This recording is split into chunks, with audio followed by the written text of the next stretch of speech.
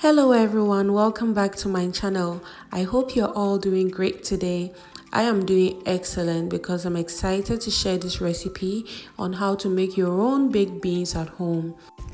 Most recently, I found myself in places where I can't usually find the kind of baked beans that I'm used to, the Hienz kind that we usually have in Ghana. So after watching lots of videos and practicing, I finally got this right and I can't wait to share this with you. So first thing we need is navy beans. Now I'm going to go to my sink and give this a wash, and there it is. This is all washed up and ready to be soaked overnight. We are going to soak it overnight to kind of soften it up so that the cooking process will be much faster. This is the next day. You can tell that the beans has softened up nicely as it has soaked up some of that water and swelled up. Now to a saucepan, I'll be adding about 4 cups of water. And then I'll go in with my beans. I already strained out the water that I used to soak it overnight, and now I'll be allowing it to cook in fresh water until it is soft enough. And that took just about 20 to 30 minutes on medium heat.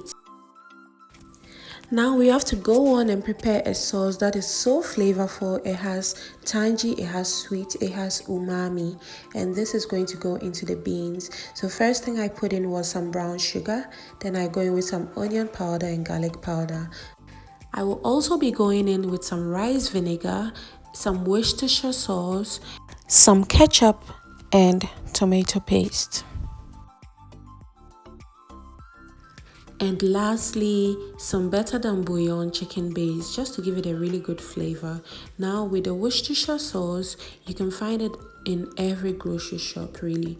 You need to go to those aisles that have the vinaigrettes and the olive oils and all, or you could just ask someone in the store to help you find those. Now I'm going to go ahead and give this a mix. I'm going to add some water to loosen everything up. Then I'll go ahead and add a pinch of salt, stir that up one more time, and I'm going to pour this over my beans and then turn on the heat again. I actually turned off the heat because I didn't want this to keep cooking and become way too soft.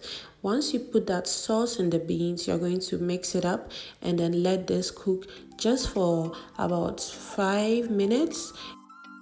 You would also want to go in there every now and then to give that a stir to make sure that the beans is not sticking to the bottom of your saucepan. At this point, I'm going to go ahead and mix some cornstarch with some water, and that is going to go into my saucepan with everything else. Now, this is the secret to getting a really good texture to your baked beans. It gives it that familiar texture that we all know that baked beans has.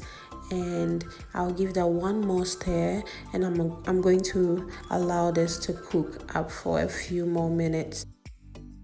It's also a good idea to keep cleaning up the edges of your saucepan as you go, and that just helps you keep everything nice and neat.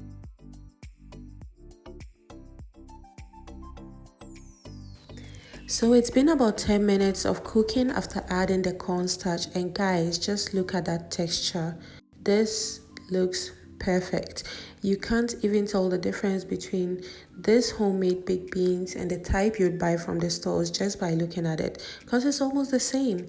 And I can bet you that the taste is pretty much similar to what you buy from the stores too. It will be difficult to tell the difference.